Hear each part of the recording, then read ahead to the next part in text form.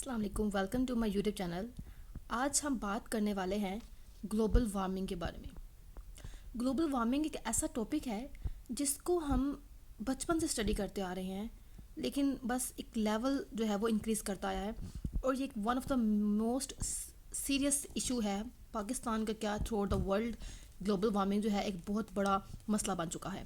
तो आज हम बात करेंगे कि आखिर ग्लोबल वार्मिंग होती क्या चीज़ है। तो ग्लोबल वार्मिंग को अगर हम डिफ़ाइन करें तो it is increase in average temperature of earth near surface of air and ocean. आज सिंपल वर्ड्स में अगर बताऊं तो ग्लोबल वार्मिंग अर्थ के टेम्परेचर अगर बहुत ज़्यादा इंक्रीज़ करता है तो उसको हम कहते हैं कि ये ग्लोबल वार्मिंग हो रही है। ठीक है। अब नेशनल एकेडमी ऑफ साइंस, ये एक इम्पोर्टेंट जो है एकेडमी है, नेशनल एकेडमी ऑफ साइंस के अकॉर्डिंग पास्ट सेंचुरीज में अर्थ सरफेस का टेम्परेचर जो है वो ऑलमोस्ट 1 डिग्री फ़ारेनहाइट से राइज़ किया है। ठीक है, कोई समझ आया? चले मैं बताती हूँ। नेशनल एकेडमी ऑफ साइंस है जो ये कैलकुलेशन करती है, जिसने ग्लोबल वार्मिंग पे जो है वो वर्क और सर्च आउट करते हैं, उनने ये बात का अंदाज़ा लगाया है अपने जो है काफ़ी प्रोजेक्ट्स बनाकर। उन्हें मालूम हुआ है कि अर्थ का जो सरफेस ऑफ टेम्परेचर है वो पास्ट सेंचुरी से अब तक जो है वो 1 डिग्री फ़ारेनहाइट जो है वो राइज़ किया गया है। और ये हुआ क्यों है? With accelerated warming during past 2 decades, कि ठीक है पास्ट 2 डिकेड्स से एसिलरेटेड वार्मिंग की वजह से हमारे पास अर्थ का जो टेम्परेचर है, एवरेज टेम्परेचर है, वो 1 डिग्री फ़ारेनहाइट इंक्रीज़ किया है। उसके बाद अगर बात करते हैं, अब इसका कोई एविडेंस भी होगा, जाहिर सी बात है। तो इस बात का स्ट्रॉन्ग या फिर न्यू एविडेंस जो है ये वार्मिंग है। ठीक है, कि पिछले 50 जो साल हैं उससे ह्यूमन एक्टिविटीज़ की वजह से वार्मिंग बहुत इंक्रीज़ हुई है। इसका स्ट्रॉन्ग एविडेंस है ना कि ह्यूमन एक्टिविटीज़ ने हमने क्या किया, हमने फ्यूल बर्निंग स्टार्ट कर दी, हमने हमने जो है वो चिमनियाँ जलानी शुरू कर दी, हमने फैक्ट्रीज लगाई कपड़ों की, हमने खिलौनों की, जूतों की, वटेवर। ठीक है, हमने इतनी ज़्यादा जो है इंडस्ट्रियलाइजेशन करनी स्टार्ट कर दी कि उससे फ्यूल, उससे बर्निंग हुई, उससे गैसेस रिलीज़ हुई, वो गैसेस जो है वो एक्यूमुलेट होती गई, उससे जो अर्थ का एवरेज टेम्परेचर है वो इंक्रीज़ होता चला गया। ठीक है, अब हम बात करते हैं अल्ट्रेशन के बारे में। अल्ट्रेशन के बारे में क्या बात करेंगे, प्लीज़ इग्नोर द लाइन। ये जो नोट्स के ऊपर जो लाइन है ब्लू कलर की, इसको इग्नोर किया जाए, ये बाय मिस्टेक जो है वो हो गई है। ठीक है, तो हम बात करेंगे अल्ट्रेशन के बारे में कि ह्यूमन एक्टिविटीज़ ने ग्रीन हाउस के बिल्डअप से एटमॉस्फेयर के जो केमिकल कंपोजिशन है उसको बड़ा अफेक्ट किया है। कैसे किया है कि हमने जो है वो ग्रीन हाउस बनाए, उसकी वजह से क्या हुआ कि एटमॉस्फेयर में जो केमिकल कंपोजिशन थी वो अल्टर हो गई है। जो फॉर एग्जांपल जस्ट सपोज अगर 2% थी तो हमने उसको 20% कर दिया है। ठीक है, और इसका जो है ये जो एवरेज टेम्परेचर जो है वो इंक्रीज़ हुआ है, इसकी जो ऑब्जर्वेंस की गई है वो देखा गया है कि इसकी सबसे बड़ी वजह है कि हमारे पास जो ये कंसंट्रेशन इंक्रीज़ हुई है तो वो ग्रीन हाउस गैसेस की वजह से। ठीक है, ग्रीन हाउस गैसेस की वजह से जब हमारे पास कंसंट्रेशन इंक्रीज़ उनकी हुई तो उससे जो है अर्थ का जो टेम्परेचर है वो इंक्रीज़ कर गया। अब वो मेजर गैसेस कौन सी हैं जो इस सब के अंदर इन्वॉल्व हैं? तो उसमें हमारे पास जो है वो कार्बन डाइऑक्साइड है, water vapours, methane and ozone. Water vapours देखिए यहाँ पे 36 to 70%, carbon dioxide 9 to 26%, methane 4 to 9% and ozone 3 to 7%। ये वो मेजर गैसेस हैं जिनकी बहुत ज़्यादा रिलीज़ होने की वजह से एटमॉस्फेयर के अंदर, एयर के अंदर जो है गैसेस एक्यूमुलेट होती गई, उन्होंने हीट को ट्रैप करते गए और ट्रैप होने की वजह से जो है अर्थ का एवरेज टेम्परेचर जो है वो बहुत ज़्यादा इंक्रीज़ हो गया। अब हम बात करेंगे कि ग्लोबल वार्मिंग की कॉजेज़ क्या हैं। जाहिर सी बात है अगर ये गैसेस की हम बात कर रहे हैं तो हमने बात करनी है कॉजेज़ की। तो ग्लोबल वार्मिंग की जो मेजर कॉजेज़ हैं वो 5 हैं। एक तो सबसे पहले है हमारे पास green house effect, second one is carbon dioxide, third one is methane, fourth one is nitrous oxide and the fifth one is deforestation. अब ये 5 कॉजेज़ हैं, मेन कॉजेज़ हैं जिनकी वजह से अर्थ का जो एवरेज टेम्परेचर है वो बहुत इंक्रीज़ कर चुका है। ये वो गैसेस हैं, ये वो कॉजेज़ हैं जिनकी वजह से ग्लोबल वार्मिंग बन चुकी है एक बहुत बड़ा इशू। इन कॉजेज़ को अब हम एक्सप्लेन जो है वो करते हैं। तो एक्सप्लेन करने के लिए सबसे पहले हम जो एक्सप्लेन करेंगे वो होगी डिफोरेस्टेशन। ठीक है, क्योंकि ये एक ईजी टर्म है और ईजिली अंडरस्टैंड हम कर सकते हैं इसको, तो हम पढ़ेंगे डिफोरेस्टेशन।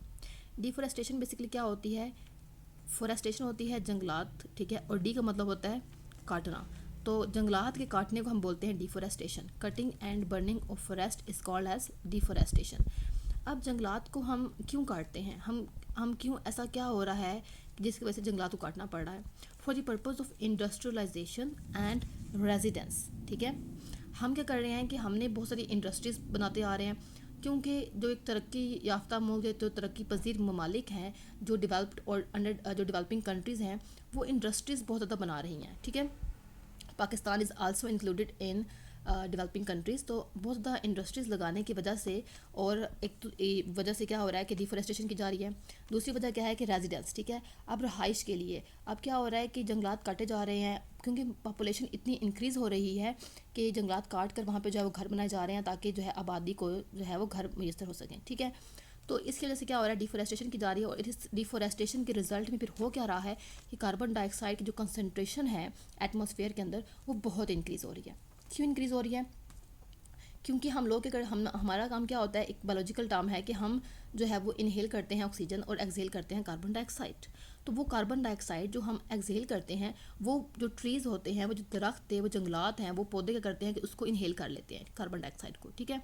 तो अब क्योंकि हम जंगलात काटते जा रहे हैं, तो जाहिर सी बात है वो कार्बन डाइऑक्साइड जो हम रिलीज़ कर रहे हैं, वो एटमॉस्फेयर के अंदर कंसनट्रेशन जो उसकी इंक्रीज़ होती जा रही है, ठीक है। तो ये डिफोरेस्टेशन जो है one of the major cause है ग्लोबल वार्मिंग की।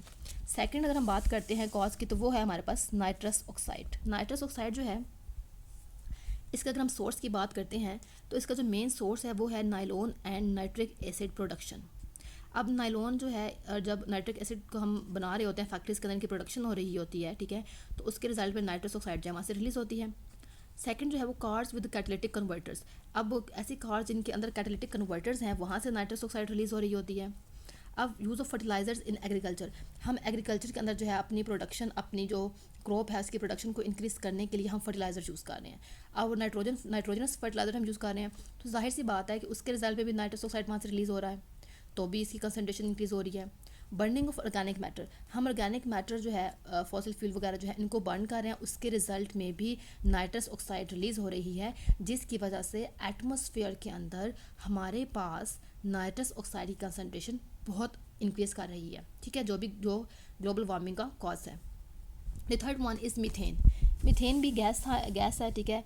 अब मीथेन जो होती है, ये क्या करती है कि एटमॉस्फेयर के अंदर हीट को इंट्रैप कर लेती है, ठीक है, अपने अंदर जो है वो इकट्ठा करती आती होती है। कार्बन डाइऑक्साइड से अब कार्बन डाइऑक्साइड जो होती है, ये जो मीथेन जो है ना, ये कार्बन डाइऑक्साइड से 20 टाइम्स ज़्यादा जो है वो डेंजरस होती है, जो है ज़्यादा मुहलिक होती है, इसीलिए क्योंकि वो क्या करती है कि हीट को अपने अंदर बहुत ज़्यादा इंट्रैप करती है। अब मीथेन ऑब्टेन कहाँ से हो रही है, कहाँ से रिलीज़ हो रही है? तो it is obtain from resources such as rice paddies. अब जो है चावल की जो है हमारे पास फसल होती है, वहाँ से जो है मीथेन रिलीज़ हो रही है। उसके अलावा फॉसिल फ्यूल की बर्निंग से भी हमारे पास मीथेन रिलीज़ होती है। तो मीथेन की कंसनट्रेशन इंक्रीज़ होने से ग्लोबल वार्मिंग जो है वो बहुत ज़्यादा इंक्रीज़ कर रही है, जो कि डेंजरस है, इसको रोकना चाहिए। The fourth one is carbon dioxide. Carbon dioxide जो है, इसका जो मेजर सोर्स है वो होता है पावर प्लांट्स या फिर फॉसिल फ्यूल की बर्निंग। पावर प्लांट से भी जो है वो CO2 रिलीज़ हो रही है, और जब फॉसिल फ्यूल की बर्निंग हो रही है तो उसके रिजल्ट में तो डेफिनेटली जो है हमारे पास CO2 रिलीज़ हो रही है, और ये एटमॉस्फेयर के अंदर एक्यूमुलेट कर रही है, जिसकी वजह से ग्लोबल वार्मिंग जो है वो इंक्रीज़ हो रही है, और ये इंसानों के लिए जो है वो बहुत ही बुरी साबित होगी और हो रही है। अभी हम बात किए कि अबाउट 20% ऑफ CO2 जो है, जो कि 20%, अब लेकिन फॉर एग्जांपल के हमारे पास 100% CO2 है, उसमें से जो 20% CO2 है वो एटमॉस्फेयर के अंदर जो इमिट हो रही है, वो आ कहाँ से रही है? तो वो हमारे पास आ रही है गैसोलीन की बर्निंग से। अब ये गैसोलीन कहाँ बर्न हो रही है? तो हमारे पास जो व्हीकल्स के इंजन होते हैं, लाइक गाड़ियों के है इंजन हैं, गाड़ी है, बाइक है, ट्रक है, वटेवर, ठीक है, कोई भी व्हीकल जो है उसके इंजन के अंदर गैसोलीन प्रेजेंट है। उसकी बर्निंग से क्या होता है कि वहाँ से CO2 इमिट हो रही है, और ये 20% इमिजन जो है CO2 की यहाँ से इंजन से आ रही है, ठीक है।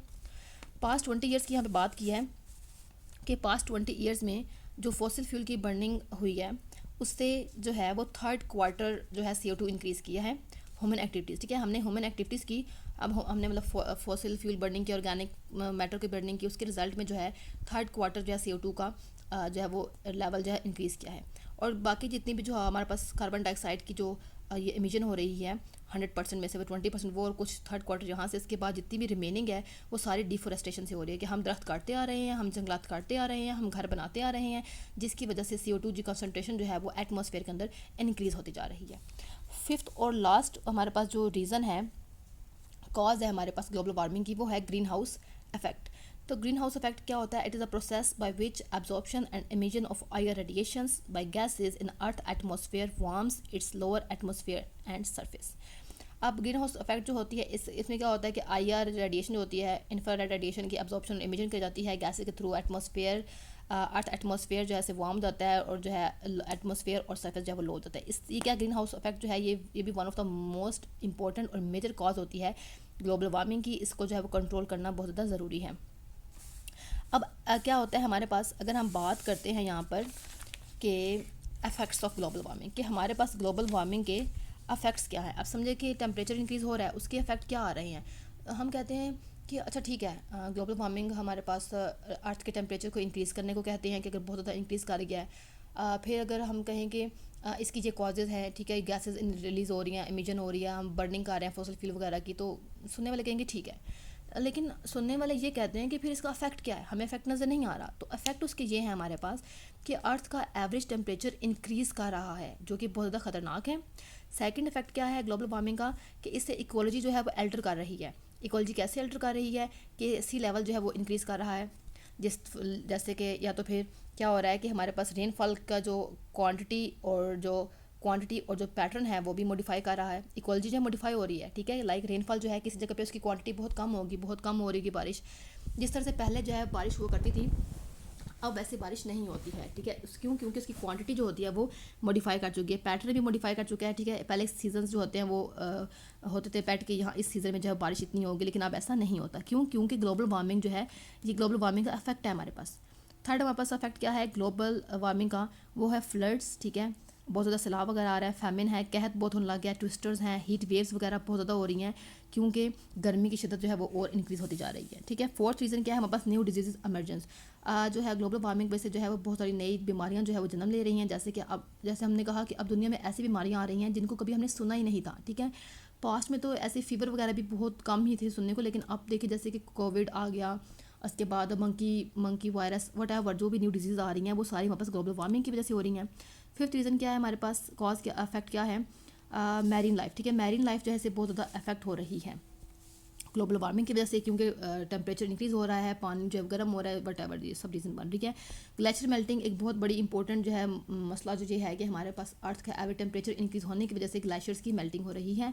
आल्सो एक्सटेंडिंग मॉस्कीटो डिस्ट्रीब्यूशन, और क्या हो रहा है कि मॉस्कीटो जो है उनकी जो डिस्ट्रीब्यूशन जो होती है वो भी एक्सटेंड कर रही है। ये सब क्या थी हमारे पास, ये हमारे पास अफेक्ट्स थे ग्लोबल वार्मिंग के, ठीक है।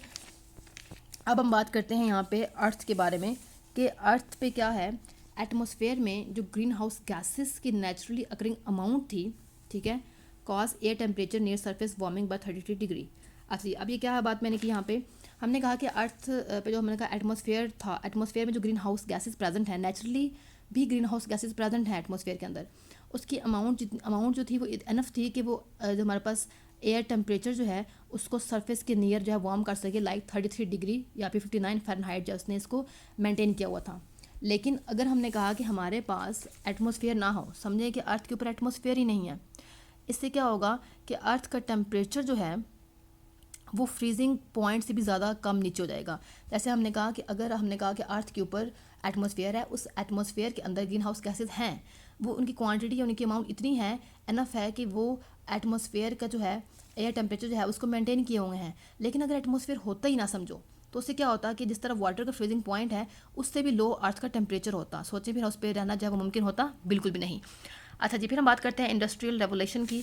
तो ह्यूमन एक्टिविटीज़ हुई, क्योंकि इंडस्ट्रियल रेवोल्यूशन हुई, हमने जो है वो जो है वो बनानी शुरू कर दी, इंडस्ट्रीज़ वगैरह लगानी शुरू कर दी, ह्यूमन एक्टिविटीज़ ज़्यादा बढ़ती गई, तो इससे ग्रीन हाउस गैसेज की अमाउंट जो है वो इंक्रीज़ होती जा रही है एटमॉस्फेयर के अंदर। इस वजह से, क्योंकि एटमॉस्फेयर में तो थोड़ी सी अमाउंट चाहिए थी, जितनी रिक्वायर्ड थी वो पूरी थी, लेकिन अब एटमॉस्फेयर के अंदर जो ग्रीन हाउस गैसेज की अमाउंट है वो बहुत ज़्यादा इंक्रीज़ कर रही है। क्योंकि ह्यूमन एक्टिविटीज़ बहुत ज़्यादा हो रही हैं। और ह्यूमन एक्टिविटीज़ क्या हैं कि हम इंडस्ट्री लगा रहे हैं, हम फॉसिल फ्यूल की बर्निंग कर रहे हैं, गैसेज इमिजन कर रहे हैं। वो गैसेज कौन सी हैं, CO2 है, क्लोरोफ्लोरोकार्बन्स है, मीथेन है, नाइट्रस ऑक्साइड है। नाइट्रस ऑक्साइड बताया मैंने कि नायलॉन वगैरह की प्रोडक्शन में हम ये रिलीज़ हो रही है, फर्टिलाइजर से रिलीज़ हो रही है, मीथेन गैसेज भी कुछ इस तरह से रिलीज़ हो रही है, क्लोरोफ्लोरोकार्बन जो है ये एसी वगैरह से, फ्रिजेस वगैरह जो हम यूज़ कर रहे हैं वहाँ से ये रिलीज़ होती है, एटमॉस्फेयर में एक्यूमुलेट कर रही है। कार्बन डाइऑक्साइड भी जो है फॉसिल फ्यूल की बर्निंग से रिलीज़ हो रही है, डिफोरेस्टेशन से रिलीज़ हो रही है।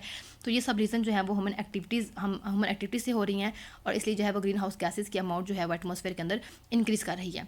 सो यहाँ पे एक इंपॉर्टेंट जो है इन्फॉर्मेशन है कि according to work publish in 2007 में एक वर्क पब्लिश किया गया, उसमें बताया गया कि CO2 की कंसनट्रेशन और मीथेन की कंसनट्रेशन, ठीक है, 1750 से लेकर अब तक जो इंक्रीज़ हुई है वो कितनी है, CO2 36% और मीथेन 148% जो है वो इंक्रीज़ किया है। आप सोचें कि 1750 से अब तक जो है वो इतना इंक्रीज़ हुआ है इन दोनों का, तो इसकी वजह से अर्थ का एवरेज टेम्परेचर कितना इंक्रीज़ किया होगा और ग्लोबल वार्मिंग कितना बड़ा इशू बन चुका होगा। अब ये सारी वजह क्यों है कि burning coal, oil, gas and forest cutting largely responsible, कि इन सब जो गैसेस की जो इमिशन हो रही है, जो गैसेस थी हमारे पास CO2, chlorofluorocarbons, methane, nitrous oxide, whatever, इन सब की जो मेन रीज़न कौन है, किसकी वजह से सब कुछ हो रहा है। तो हमने कहा जो हम कोल की बर्निंग कर रहे हैं, हम ऑयल, गैस और फॉरेस्ट कटिंग कर रहे हैं, इसकी वजह से ये सबसे बड़ी जो जिम्मेदारी है वो इन सब चीज़ों को आती है, जिसकी वजह से गैसेस, ग्रीन हाउस गैसेस की कंसनट्रेशन इंक्रीज़ हो रही है और अर्थ का एवरेज टेम्परेचर हद से ज़्यादा इंक्रीज़ होता जा रहा है, जिसको हम ग्लोबल वार्मिंग कहते हैं। तो इसका मतलब क्या हुआ, ग्लोबल वार्मिंग जो है एक बहुत बड़ा मसला है और इसको जो है वो सही करना बहुत ज़्यादा ज़रूरी है। और ये किस तरह से सही हो सकता है कि अगर हम इन गैसेस के इमिशन को रोकें, अगर हम कोई जो है प्रिकॉशनरी मेजर जो है वो अपनाएं, ठीक है। तो होप सो हमारा टॉपिक कंप्लीट हो चुका है। होप सो आपको मेरी वीडियो पसंद आएगी। अगर पसंद आए तो लाइक कीजिएगा, शेयर कीजिएगा, सब्सक्राइब करना मत भूलिएगा और मिलते हैं अब नेक्स्ट वीडियो में। तब तक के लिए अल्लाह हाफिज़।